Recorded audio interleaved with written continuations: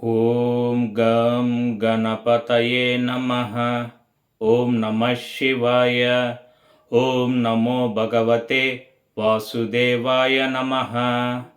అందరికీ నమస్కారం అండి.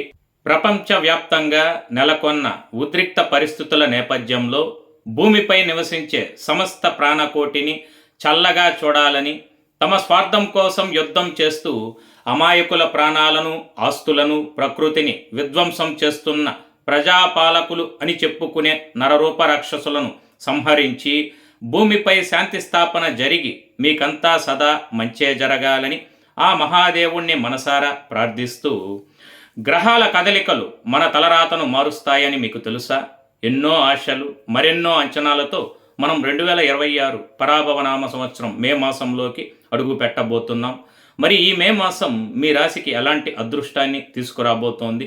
వృత్తి, ఉద్యోగ, వ్యాపారాల్లో ఊహించని ధనలాభాలు ఉన్నాయా? మీ ప్రేమ, కుటుంబ, వైవాహిక జీవితం, అలాగే మీ ఆరోగ్యం ఎలా ఉండబోతుంది? మీ భవిష్యత్తును మార్చే ఆ కీలకమైన విషయాలేంటో తెలుసుకోవాలంటే ఈ వీడియోని ఎక్కడా స్కిప్ చేయకుండా చివరి వరకు చూడండి. వీడియో చివరిలో నేను చెప్పే స్పెషల్ అడ్వైస్ కనుక మీరు ఫాలో అయితే మీ లైఫ్ బాగుంటుందని ఖచ్చితంగా చెప్పగలను. వీడియో నచ్చితే ఒక లైక్ కొట్టి మీ ఫ్రెండ్స్ అండ్ రిలేటివ్స్కి షేర్ చేయండి. వీడియో స్టార్ట్ చేసే ముందు వీడియో కంటెంట్ నచ్చితే మన ఛానల్ని సబ్స్క్రైబ్ చేసుకొని ఛానల్ లేటెస్ట్ అప్డేట్స్ కొరకు పక్కనే ఉన్న బెల్ ఐకాన్ను ప్రెస్ చేయండి. ఇక ఏమాత్రం ఆలస్యం చేయకుండా మే నెల రాశి ఫలాల్లోకి వెళ్ళిపోదాం. కర్కాటక రాశి స్త్రీ పురుషులకు పరాభవనామ సంవత్సరం మే మాసం రవిగ్రహ అనుకూలత వల్ల చేయు వృత్తి వ్యాపారాల యందు అనుకూలత, అనుకున్న పనులు సరైన సమయానికి పూర్తి చేస్తారు. నూతన ప్రారంభాలు చేయడానికి ఇది అనువైన కాలము. జ్ఞానము, ఆశావాహ దృక్పథం, సమృద్ధిగా ఆలోచనలు, వ్యక్తిత్వంలో మార్పు మీ జీవిత గమనంలో ఈ మాసం నుంచి గణనీయమైన ప్రభావాన్ని చూపుతాయి. ఆకస్మికంగా ప్రయాణాలు చేయవలసి ఉంటుంది. ఈ ప్రయాణాల వల్ల లాభాలు, పాత బాకీలు వసూలవుతాయి.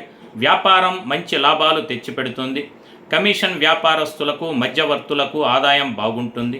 ఈ రాశి విద్యార్థులు పోటీ పరీక్షల్లో చక్కగా రాణిస్తారు. నూతన ఉద్యోగం కోసం ఎదురు చూసేవారు అందులో విజయం సాధిస్తారు. కోర్టు వ్యవహారాలలో విజయము, ఇతరులకు సహాయపడతారు. శత్రువులపై ఆధిక్యతను కనబరుస్తారు. నూతన పరిచయాల వలన లాభాలు, స్త్రీ సౌఖ్యము, కుటుంబ సౌఖ్యము, కుటుంబ వృద్ధి కలవు. భార్య తరపు వారి సహాయం లభించి కొన్ని పనులు పూర్తి చేస్తారు. గ్రహగతుల రీత్యా చూసిన మే మాసం కర్కాటక రాశి వారికి దశమ, ఏకాదశ స్థానాల్లో సూర్యుడు, అలాగే బుధుని సంచారం వృత్తి, ఉద్యోగ, వ్యాపార రంగాల్లో, ఆర్థిక రంగాల్లో అత్యంత అనుకూల ఫలితాలను అందిస్తుందండి. మే 11 తరువాత కుజుడు దశమ స్థానంలోకి ప్రవేశించడం వల్ల మీ కష్టానికి తగిన ప్రతిఫలము, ఉద్యోగస్తులకు పై అధికారుల మద్దతు లభిస్తాయి. లాభస్థానంలో శుక్రుని సంచారం వల్ల మాస ప్రథమార్థంలో మంచి లాభాలు చేకూరుతాయి. అయితే మాస ద్వితీయార్థంలో శుక్రుడు వ్యయమందు ప్రవేశించడం వల్ల విలాసాల కోసం అనవసర ఖర్చులు పెరిగే అవకాశం ఉన్నది. విద్యార్థులకు ఇది అత్యంత అనుకూల కాలమండి. ప్రారంభంలో కొంచెం నెమ్మదిగా అనిపించిన గ్రహాల బలమైన సహకారంతో అద్భుతమైన ఏకాగ్రతను ప్రదర్శించి మాస అంతానికల్లా వారు అత్యుత్తమ విద్యా విజయాలను సాధిస్తారు.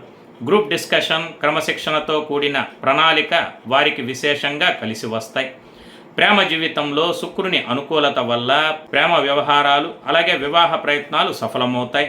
కుటుంబ, అలాగే వ్యక్తిగత జీవితంలో ద్వితీయ స్థానాధిపతి అయిన సూర్యుని అనుగ్రహం వల్ల పాత అపార్థాలు తొలగిపోయి బంధాలు బలపడతాయి. మే 11 తరువాత శని కుజుల కలయిక విడిపోవడం వల్ల వైవాహిక జీవితంలో వాదనలు, వాగ్వాదాలు తగ్గి ప్రశాంతత నెలకొంటుంది. ఆరోగ్యపరంగా ఈ మాసం చాలా బలంగా ఉంటారండి. పాత అనారోగ్య సమస్యల నుంచి ఉపశమనం లభిస్తుంది. ఈ మాసంలో అనుకూల దినములు అంటే ఫేవరబుల్ డేస్ కనుక చూసినట్లయితే 6, 7, 8, 15, 17, 21, 26. ప్రతికూల దినములు అంటే అన్ఫేవరబుల్ డేస్ కనుక చూసినట్లయితే 2, 3, 11, 12, 13, 19, 24, 28. మొత్తంగా చూస్తే కర్కాటక రాశి స్త్రీ పురుషులకు మే మాసం అందరిలో కాకపోయినా కొంతమందిలో ప్రతికూల గ్రహ ప్రభావం వల్ల మాస ద్వితీయార్థంలో చేయు వృత్తి వ్యాపారాలు ఆశించినంత మేర సాగవు. ప్రతి చిన్న విషయానికి కొంత ఆందోళన చెందుదురు. కాబట్టి సో ఫైనల్గా నేను ఇచ్చే స్పెషల్ అడ్వైజ్ ఏమిటంటే, ఇతరులు ఏమనుకుంటే నాకేమి అని అనుకోవద్దు. వీలైనంత వరకు ఇతరులకు మిమ్మల్ని విమర్శించే అవకాశం ఇవ్వకండి. ఈ రాశి ఉద్యోగులు మీ కోపాన్ని అదుపులో ఉంచుకుంటూ మీ సహోద్యోగులతో స్నేహపూర్వకంగా మెలగండి. విలాసాలకు దుబారాగా డబ్బు వృధా చేయకుండా ఆర్థికంగా పొదుపుపై దృష్టి పెట్టండి.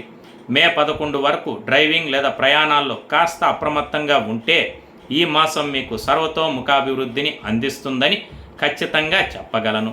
సో చక్కటి పరిహారం కొరకు మీరు ప్రతిరోజు ఉదయం శ్రీ సుబ్రహ్మణ్య భుజంగ స్తోత్రం పఠించి, మంగళవారం నాడు శ్రీ సుబ్రహ్మణ్య స్వామి ఆరాధన, స్వామి సందర్శనం చేసుకొని స్వామికి పాలాభిషేకం చేపించిన మీకు సర్వదా శ్రేయస్కరం, శుభప్రదం.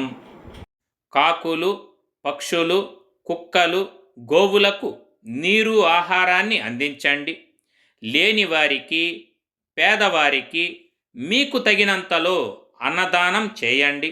ఇందువల్ల పుణ్యము, సత్కర్మలు మీకు తప్పక సంప్రాప్తించును. ఈ పరిహారములలో మీకు అనువైనది ఏదో ఒకటి ఎంచుకొని వాటిని నమ్మకంతో శాస్త్రోక్తంగా పాటించినట్లయితే మీకంతా సదా మంచే జరుగును. శుభం. సర్వే జన సుఖినో భవంతు. లోకా సమస్త సుఖినో భవంతు. ఈ వీడియో మీకు నచ్చినట్లయితే సోషల్ మీడియాలో షేర్ చేయండి. మరిన్ని అప్డేట్స్ కొరకు ఛానల్ని సబ్స్క్రైబ్ చేసుకోవడం మర్చిపోకండి. Thank you for watching.